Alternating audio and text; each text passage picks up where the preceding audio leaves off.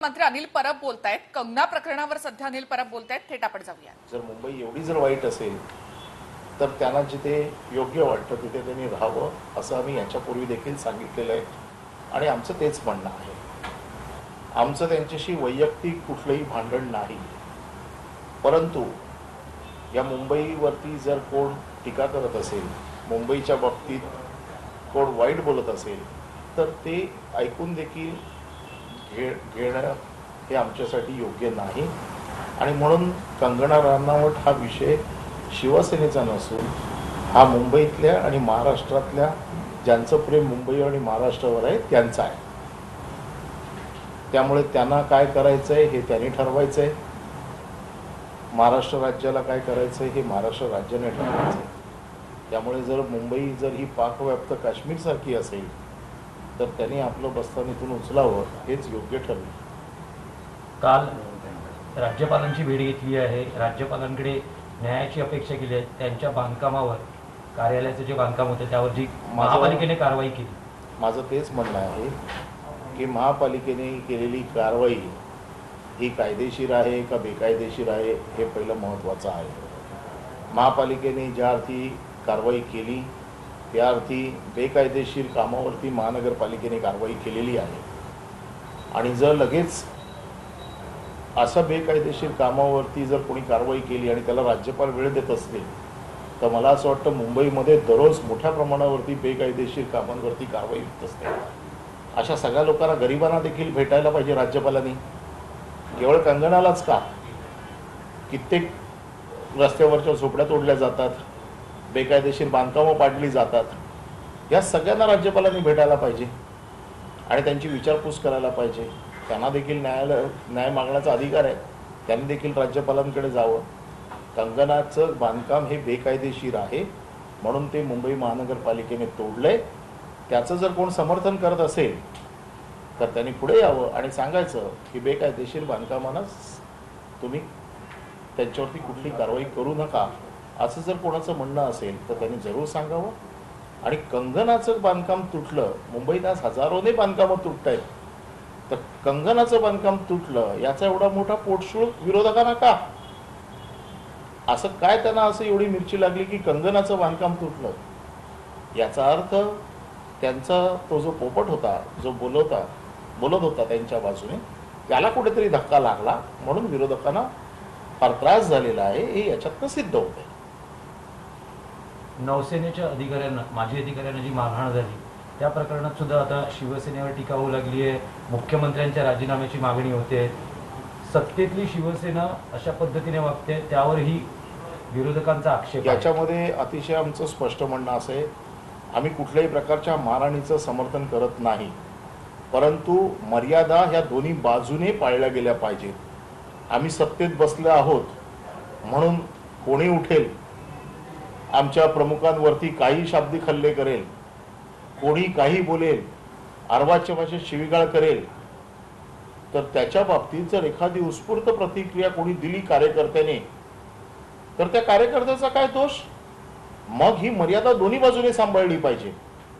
जर त्यांनी जर काय खंडणीसाठी मारलं नाही का, त्याच्या घरात घुसून त्याला दुसऱ्या कुठल्या कामासाठी मारलं नाही, जर माझ्या दैवताला कोण बोलत असेल, जर उद्या माझ्या आया बहिणींवरनं कोण मला शिव्या घालत असेल, जर माझ्या बहिणीची कोण छेड काढत असेल, माझ्या दैवतावरती कोण जर शिवीगाळ करत असेल आणि तरी देखील मी केवळ सत्तेत बसलोय म्हणून आम्ही काही बोलायचं नाही, हे आम्हाला बाळासाहेबांनी शिकवलेलं नाही. आम्ही सत्तेत बसून कंगनावरती जर कायदेशीर कारवाई झाली तरी विरोधकांना आक्षेप. आणि जर शिवसैनिकाने एखाद्याचा, जर त्यांचा संयम तुटला तर शिवसैनिकाचा संयम तुटू शकत नाही.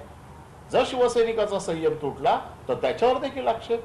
अशी दुहेरी भूमिका घेता येणार नाही. आम्ही सत्तेत बसलोय, आम्ही कायदेशीर कारवाई करू. कायदेशीर कारवाई केली तर मग सत्तेचा दुरुपयोग केला, कायदेशीर कारवाई नाही केली तर तुमचे शिवसैनिक हातात कायदा घेतात. मग आमच्या दैवतावरती शाब्दिक हल्ला करण्याचं स्वातंत्र्य त्यांना कोणी दिलं?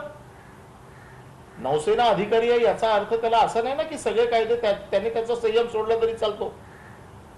त्याने जर संयम सोडला नसता तर शिवसैनिकांकडनं संयम सुटायचा प्रश्नच येत नव्हता. पुन्हा तो शिवसैनिक आहे, तो ज्वलंत आहे, त्याला बिलकुल यांना यांच्या नेत्याबद्दल काय नसेल, परंतु शिवसेनेमध्ये मातोश्री हे आमचं देऊळ आहे, दैवत आहे. या दैवतावरती ज्या वेळेला कोणी शाब्दिक हल्ला करतो किंवा चिखलफेक करतो, त्याची खाली जर प्रतिक्रिया उमटली तर ही केवळ शिवसैनिकाची चूक नाही, तर जो करतो त्याने देखील आपल्या मर्यादेत राहिलं पाहिजे.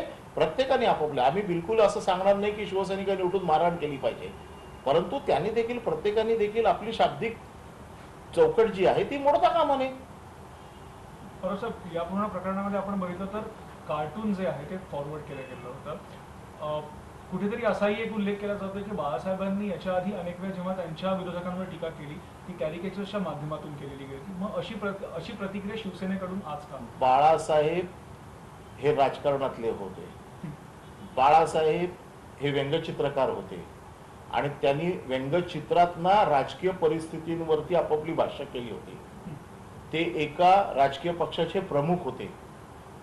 हा नौदलाचा अधिकारी आहे, या नौदलाचा अधिकारी रिटायर्ड अधिकारी आहे. ते सुद्धा तो मर्चंट नेव्ही मध्ये जास्त काम केलेलं आहे त्याने, आणि त्याने नेव्हीच्या स्टोअर मध्ये काम केलेलं आहे.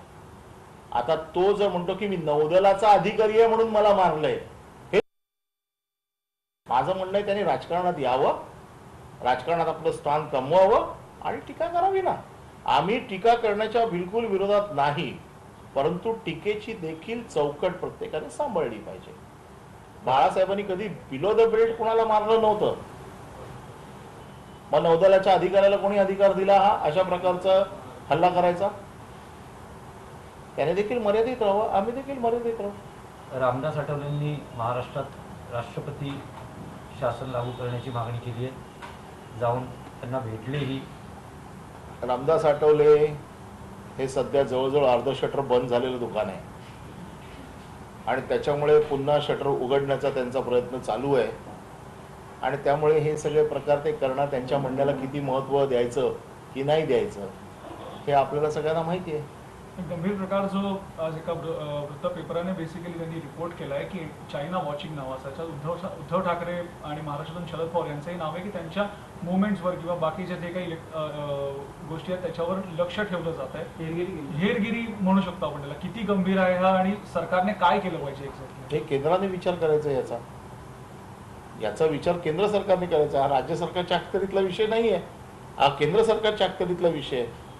आज केंद्र सरकारकडे एवढे हजारोने विषय पडलेले आहेत. आज चीन आपल्या दरवाजात येऊन उभं आहे, किंबहुना आतमध्ये एक पाऊल टाकलंच आहे त्यांनी. या सगळ्या मोठ्या गोष्टींकडे त्यांचं लक्ष असायला पाहिजे. त्यांचं लक्ष आहे प्रत्येक राज्यात सत्ता कशी येईल आपली याच्याकडे आहे. जिथे सत्ता नाही आहे तिथे सत्ता अस्थिर करा, या सगळ्या कामात ते लोक गुंतलेले आहेत. त्यांनी देशाचे प्रश्न सोडवले पाहिजेत पहिले. पण राज्य सरकार म्हणून आपण आपलं स्टेट इंटेलिजन्स काही अजून सक्षम करणार आहोत का? नक्कीच स्टेट इंटेलिजन्स अतिशय सक्षम आहे आणि ते अजून सक्षम करायचं असेल तर त्याच्यावरती देखील प्रयत्न केला जाईल. तर मराठा आरक्षणावरनं अजूनही विविध ठिकाणावरनं आंदोलनाचे इशारे येत आहेत.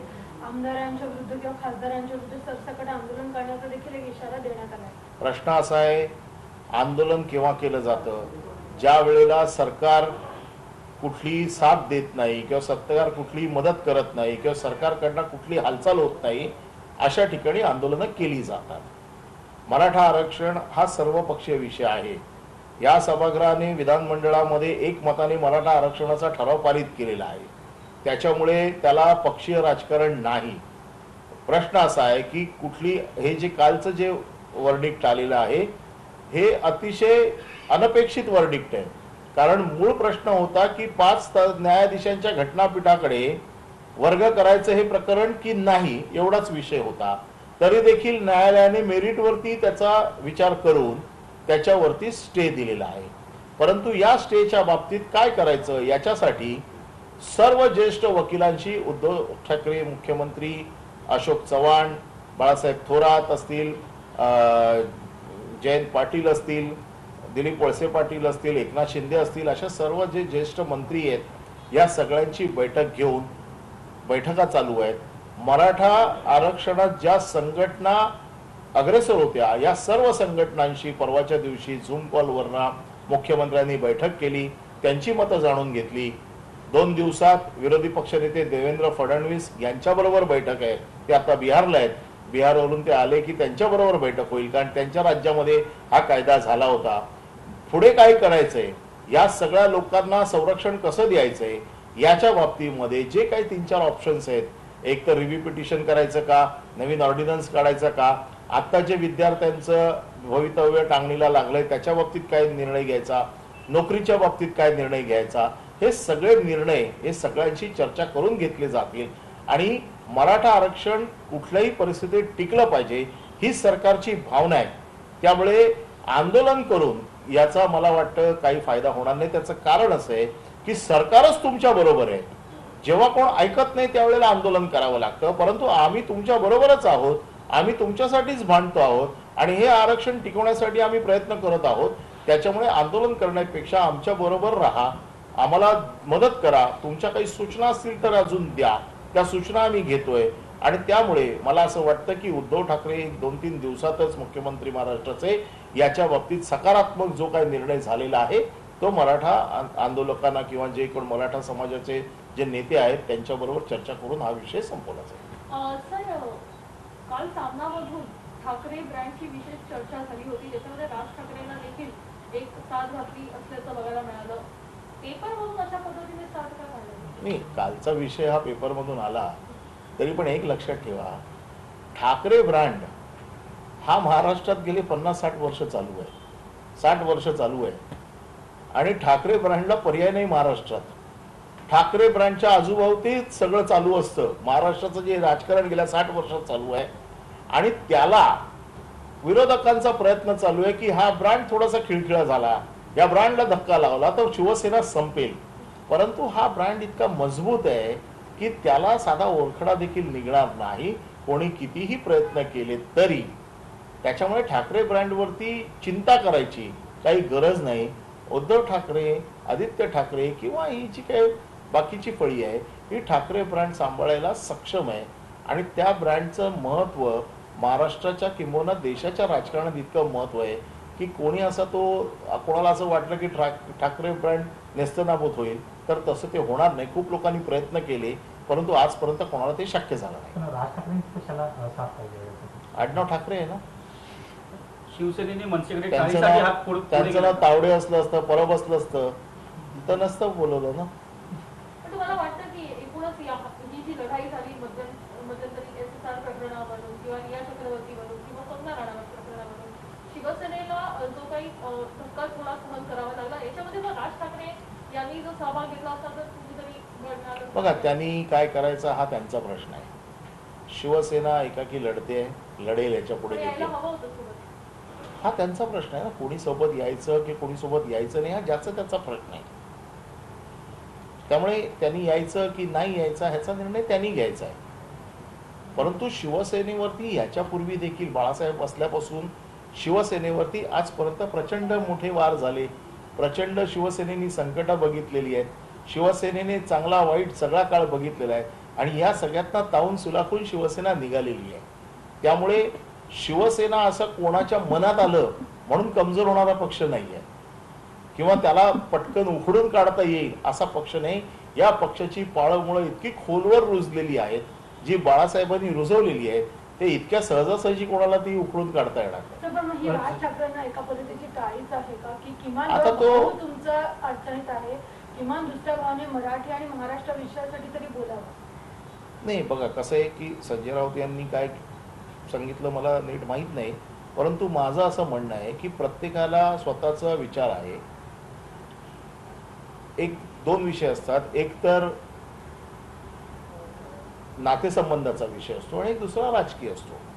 नातेसंबंधाचा विषय हा त्यांच्या घरापुरता मर्यादित असतो, तो घरातल्या घरात ठेवायचा असतो किंवा त्याचा घरात विचार असतो. राजकीय विचार जो असतो त्याला प्रत्येकाला आपापली विचारशैली असते, त्या विचारशैलीप्रमाणे प्रत्येकजण चालत असतो. त्यामुळे याची कुठे गल्लत होऊ नये असं मला वाटतं. प्रत्येकाला आपला निर्णय घ्यायला प्रत्येकजण स्वतंत्र आहे आणि त्याप्रमाणे त्यांनी निर्णय घ्यावा. तर त्याचबरोबर बिहार निवडणूक सुरू आहे आणि बिहार निवडणुकीत देवेंद्र फडणवीस हे महाराष्ट्राचा विषय करतात, महाराष्ट्रातल्या राज्य सरकारवर, इथल्या सरकारवर टीका करतात. ही महाराष्ट्राची बदनामी ही दुसऱ्या राज्यात जाऊन केली जाते का? हे फ्रस्ट्रेशन आहे. 105 आमदार असून देखील राज्याचा मुख्यमंत्री होता आलं नाही याचं दुःख असू शकतं. त्याच्यामुळे बदनामी करण्याचा कचा त्यांना काही अधिकार नाही आणि त्यांनी जर ती केलेली असेल तर ते चुकीचं आहे. परब साहेब, कंगना राणावत यांची अलीकडच्या काळातली जर ट्विट बघितली तर शिवसेनेचा उल्लेख वारंवार सोनिया सेना असा होतो. तर शिवसेनेचे मंत्री आणि प्रवक्ते म्हणून तुम्ही यावर काय प्रतिक्रिया व्यक्त कराल? कंगना राणावत ही तिची पर्सनॅलिटी जी काय आम्ही ऐकली ही स्प्लिट पर्सनॅलिटी आहे असं म्हणतात. त्याच्यामुळे स्प्लिट पर्सनॅलिटीची जी माणसं असतात त्यांच्यावरती जास्त विश्वास ठेवायचा नसतो, कारण ते कुठल्या वेळेला काय बोलतील याचा काय अंदाज नसतो. मला असं वाटतं तिला चांगल्या डॉक्टरची गरज आहे आणि जर तिला खरंच कोण डॉक्टर सापडत नसतील तर शिवसेना डॉक्टरांची कुमक पाठवू शकते तिला तपासायला.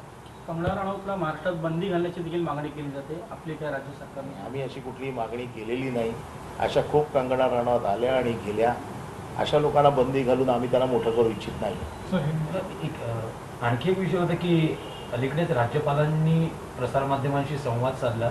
त्यात जो सगळ्यात महत्त्वाचा मुद्दा आहे की जी राज्यपाल नामनियुक्त आमदारांची जी हे वर्णी लागली किंवा नियुक्ती होणं, शिवसेनेकडून किंवा सरकारकडून यादी पाठवली जात नाहीये, त्यामुळे निर्णय होत नाही असं राज्यपालांचं यादी म्हणणं आली नाही अजून असं म्हणतात. याच्या बाबतीत सरकार योग्य त्यावेळी निर्णय घेईल. कालावधी निघून चाललेला आहे. असं त्याच्यावरती कायद्यामध्ये कुठलाही कालावधी निश्चित केलेला नाही. मे मध्ये रिक्त झालेल्या जागा आहेत. जून ज्या- मध्ये सगळ्या- सर, एक जून- मिनिट. राज्यपालांचं म्हणणं होतं की सरकार म्हणजे मुद्दई चुस्त. चुस्त आणि मला शिव्या पडतात. प्रवाह सुस्त. म्हणजे तुम्हीच काही करत नाही आहात. सरकारने 12 नावं पाठवलं पाहिजे, तुम्ही करत नाहीत आणि तुम्ही राज्यपालांनी त्याची जबाबदारी. त्यांनी असं जाहीर स्टेटमेंट करावं की तुम्ही यादी पाठवा, आम्ही ताबडतोब करतो म्हणून. उद्याच्या उद्या यादी जाईल. अच्छा, म्हणजे राज्यपालांकडून तुमची अपेक्षा आहे की त्यांनी कारण कसं आहे की पाठवण्यासाठी देखील मुदत नाहीये आणि त्यांनी जाहीर करायची देखील मुदत नाहीये. त्यामुळे आम्ही योग्य वेळी या सगळ्याशी चर्चा करूनच नंतर त्याचा निर्णय घेऊ. सर हिंदी में जानना चाहेंगे, चाइना जो है वो उद्धव ठाकरे और शरद पवार में भी एक प्रकार से स्पाइंग कर रही है. क्या कहना है आपका, सेंटर से क्या कहेंगे? इसकी जिम्मेदारी अब सेंटर की है. उन्होंने इसको देखना चाहिए कि महाराष्ट्र के नेताओं की हिफाजत